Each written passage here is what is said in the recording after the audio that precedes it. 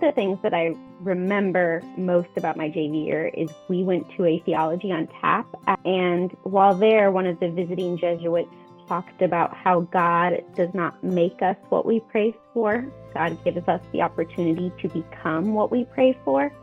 And so my JV year was that opportunity to become love in the world and move that forward. To not just pray to be loved, but to intentionally in every encounter that you have, bring love. And Lauren is just someone who really is just really intentional. She walks the walk and she makes sure that her life reflects the values. It's like not judgment, like no judgment, no prejudice, like everyone is equal. She loves everybody.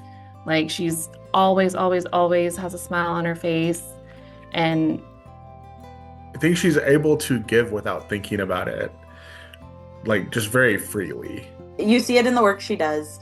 You see it in her relationships. She will consistently go above and beyond for everyone else.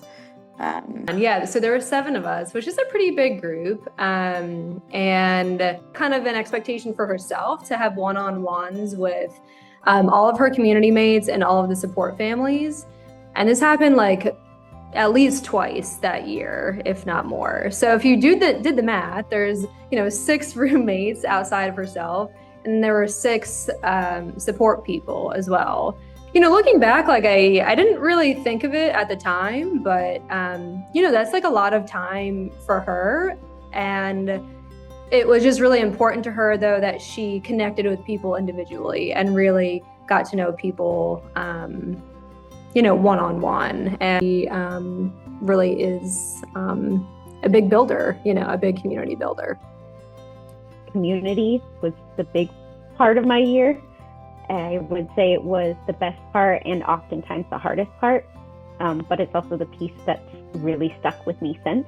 I'm in contact with them probably on a weekly basis. Our group chat is still going 10 years strong.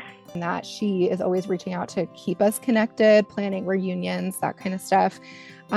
She remembers things that you tell her, even if it's stuff that like the normal person doesn't remember. Like she will remember and ask about it and circle back. She bought us all mugs with pictures from our JVC year, and I was randomly complaining that I'd broken mine, and she was like, "Oh, I'll send you a new one," and she just sent me a new mug.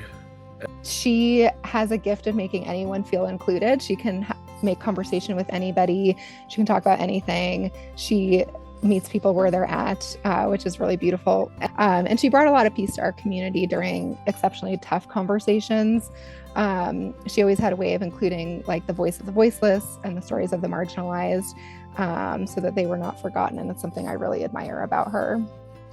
And it's literally the reason I chose her to be my kid's godmother, because I think that her spirituality it's big and she lives it out. She consistently chooses things in her life to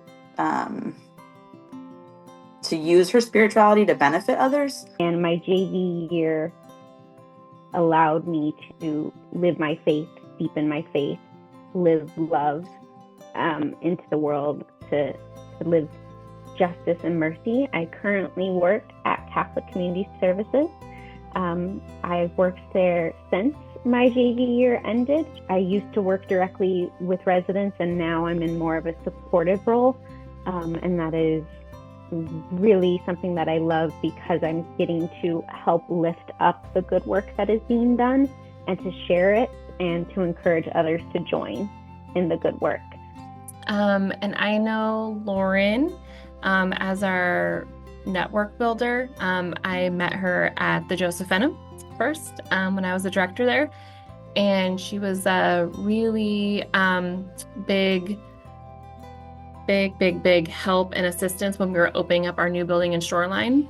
She really coordinated all the volunteers to come from all different churches within Seattle to help us get the rooms ready, just boots on the ground, grassroots, people from all parishes to come and help us set up the rooms. And we had over 100 people, and they came and spent their time, their morning, putting together beds, moving mattresses, making welcome baskets. And it's all because of her. She did that. She was the core piece of that. So yeah.